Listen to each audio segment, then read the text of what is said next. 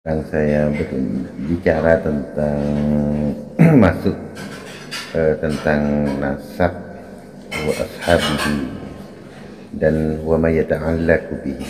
Tapi setelah saya amati makin kesini gitu ya, semakin kita ini kurang elok gitu ya membicarakan beberapa tokoh di masa lalu, bahkan dalam tanda kutip agak merendahkan dan lain sebagainya. Ini adalah suatu hal yang perlu dipikirkan bersama gitu. Dan nampaknya ini adalah kritik saya kepada saudara-saudara kita, sebagian oknum-oknum dari para Sadaba Ba'agwi yang kebetulan diberikan kesempatan menjadi da'i. Saya tidak memuji salah seorang Habib ini, bukan berarti memuji berlebihan, tetapi beliau ini patut ditiru di dalam menjadi da'i. Itu misalkan Habib Hanif Alatos, apa yang beliau sampaikan itu adalah suatu hukum tentang permasalahan waqi'iyah ataupun sesuatu yang tidak untuk zaman sekarang ini, ketika manusia generasi kita ini sangat kritis gitu ya, dengan tidak terlalu percaya gitu ya kepada sesuatu yang ketika diukur dengan ilmiah ataupun dengan nalar itu tidak nyambung gitu ya, kecuali sesuatu yang memang adalah yang wajib kita imani gitu ya. Selepas itu cerita-cerita misalkan yang terlalu over berlebihan, generasi kita sekarang ini harus kita paham bahwa mereka generasi milenial sekarang ini ya, mereka akan mengukur dengan nalar dan keilmuan.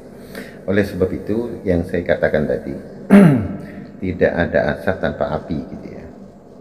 Nah sekarang banyak kemudian saya lihat dari komentar-komentar ataupun misalkan komal-komal atau diskusi-diskusi di media sosial, itu banyak kemudian seakan-akan membuat hati kita ini nggak enak gitu ya mendengarnya. Kenapa? Karena kemudian menyebut tokoh-tokoh di masa lalu yang tentu banyak berkontribusi kepada dunia Islam gitu ya, kemudian dalam tanda kutip ya ikut terserang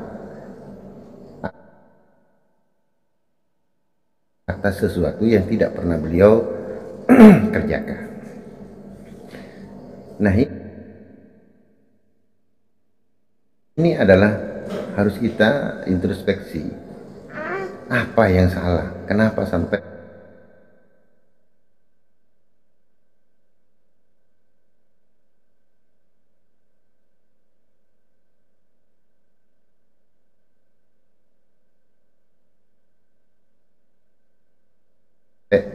para habaib di zaman dulu itu kemudian dibicarakan hari ini. Ini ya tentu harus introspeksi, apa yang salah. Nah bagi saya adalah ketika di forum umum, ingin saya sampaikan sebagai kritik. Satu, jangan berbicara tentang karomah yang terlalu berlebih-lebihan, walaupun itu tercatat di misalkan di kitab gitu ya, itu jangan dibicarakan di muka umum.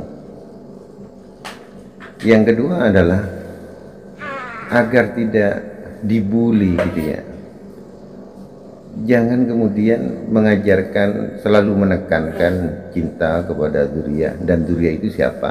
Dzurriyyah itu adalah saya misalkan. Jangan, ajaklah umat ini untuk mencintai bukan kepada kita, tetapi kepada Rasulullah SAW.